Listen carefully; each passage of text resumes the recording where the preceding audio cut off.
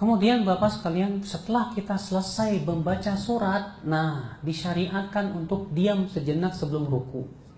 Berdasarkan dalam riwayat Nasai dan yang lainnya, dan Abu Daud juga, adalah Nabi SAW apabila selesai membaca surat, beliau diam sejenak, baru kemudian ruku. Kemudian kita pun ruku, kita angkat tangan kita, Allahu Akbar. Kemudian kita pun ruku. Dan ruku termasuk rukun sholat. Namun dalam ruku Pak, dalam ruku ada beberapa perkara yang harus diperhatikan. Pertama, luruskan punggung. Luruskan punggung. Berdasarkan dari Imam Ahmad, la tujzi sholatu man la yuqimu sulbahu fi ruku'i was sujud.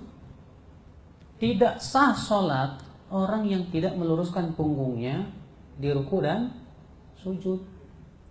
Jadi punggung itu apa? Diluruskan, rata, diratakan.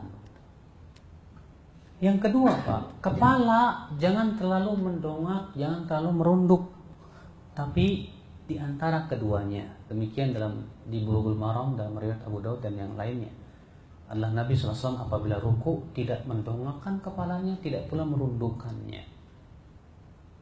Yang ketiga Pak, disunahkan ya ketika ruku itu kita mencengkeram lutut kita. Ya, jadi lutut kita apa? Kita cengkeram. Sebagian orang ada ketika sholat itu Pak megang betis. Ini salah. Yang sunnah itu yang dipegang apa? Lutut sambil dicengkeram.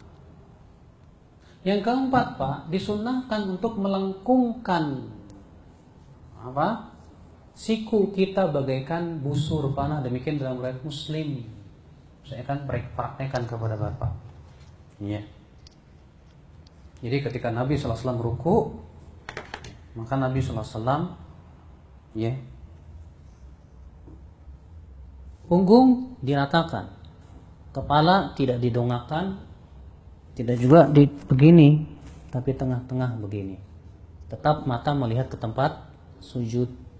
Kemudian, ya, ini kita cengkram begini, Pak.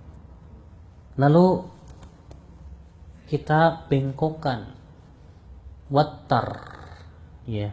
Jadi nggak lurus begini, tapi dibengkokkan begini, Pak. Nah, paham, Pak? Ya, paham insyaallah? Ya. Kemudian bacaan ketika ruku pun juga ada beberapa macam. Terkadang Nabi membaca Subhan Rabbiyal Azim. Terkadang Nabi mengatakan Subhan Rabbiyal Azim wa bihamdi. Terkadang Nabi mengucap Subhanakallahumma Rabbana wa bihamdika Allahumma ighfirli. Iya. Iya. Tapi kalau Bapak membaca di ruku Subhanakallahumma Rabbana wa bihamdika Allahumma ighfirli, di sujud pun baca itu. Kalau Bapak di ruku Subhana Rabbiyal Azim, maka di sujudnya Subhana Rabbiyal A'la. Jadi jangan dicampur-campur, Pak. Boleh enggak Ustaz saya campur semuanya? Subhana Rabbiyal Azim, Subhanakallahumma Rabbana wa bihamdika Allahumma ighfirli. Tidak disunnahkan. Karena Nabi SAW tidak pernah melakukan perbuatan seperti itu. Terkadang Nabi membaca Subuhun Qudusun Rabbul Malaikatu Warruh. Ya. Itu ketika ruku. Maka kemudian kita baca, ya. Terkadang Pak, ada orang yang belum lurus punggungnya udah sami Allahu liman hamidah. Ini tidak sah salatnya. Ya. Maka sampai dia luruskan, meratakan dulu punggungnya, ya, dia kokohkan ininya dan membaca Subhan Rabbiyal Azim wa bihamdi, cukup sekali baru kita ucapkan sami Allahu liman hamidah.